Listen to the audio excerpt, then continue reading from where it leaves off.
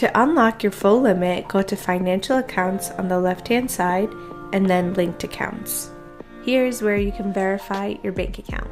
Ramp will initiate a debit check by sending 2 small deposits and a small withdrawal to and from your bank accounts to confirm the connection for ACH payments. Once you see those amounts in your bank account, log into Ramp, enter the amounts in the order in which they were received, and complete the verification. If you see your accounts listed and their status is verified, you're all set and it'll look much like this.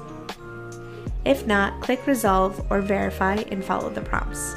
If you need to add additional bank accounts, click Add Bank Account on the top right corner. Search for your bank and choose whether to connect automatically to maintain a continuous connection with no extra upkeep, or connect manually where you'll have to upload a bank statement each month to show your updated bank balances. Failing to upload your bank statement will affect your dynamic Ramp limit. This is where you'll come to upload a statement. Make sure all of your linked accounts are verified so Ramp can accurately fund your spend. Once everything is connected, you're ready to move on and start inviting users.